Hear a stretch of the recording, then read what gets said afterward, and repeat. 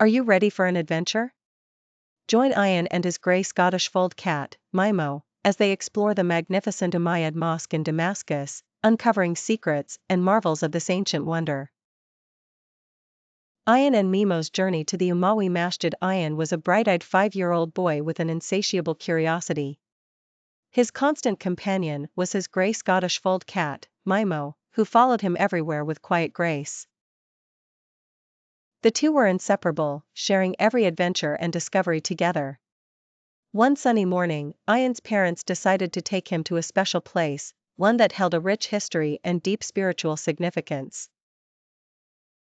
They were going to visit the Umayyad Mosque, also known as Masjid Umawi, in the heart of Damascus, Syria. Ayan was excited, though he wasn't quite sure what to expect. As they approached the grand mosque, Ayan's eyes widened in awe. The structure was immense, with towering minarets and a vast courtyard filled with people from all walks of life. The ancient walls seemed to whisper stories of the past, and Ayan could feel the significance of the place even though he was just a small boy. With Mimo nestled safely in his arms, Ayan entered the mosque through one of its grand doors. The cool air inside was a welcome relief from the warmth of the sun, and the quiet serenity of the space made him feel calm and peaceful. The mosque was beautifully adorned with intricate mosaics and calligraphy, and the high ceilings made Ayan feel as if he were in a palace. Ayan's parents led him to the central courtyard, where a large fountain stood.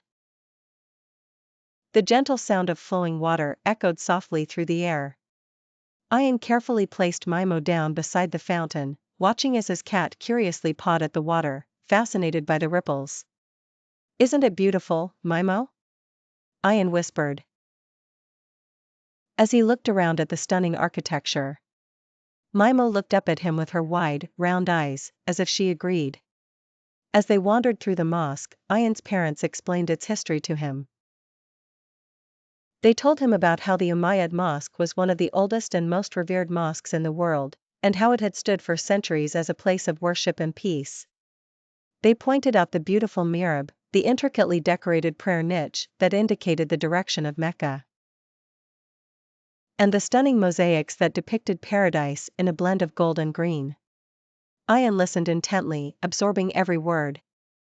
Even though he was young, he could sense the deep respect and reverence that everyone had for this place. He felt a connection to something much bigger than himself, a connection that was both comforting and awe-inspiring.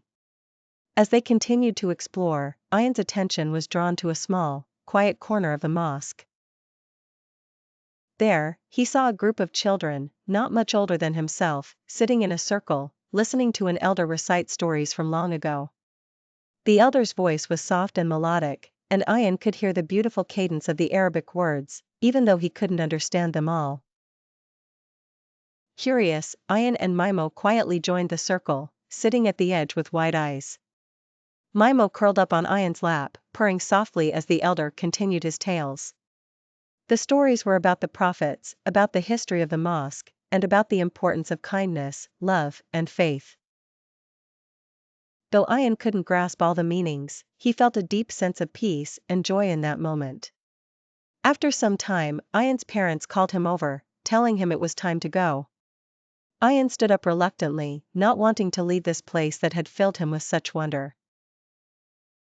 He picked up Mimo, who looked as content as ever, and followed his parents toward the exit. Before they left, Ayan's father took him to a quiet spot where they could both sit and reflect.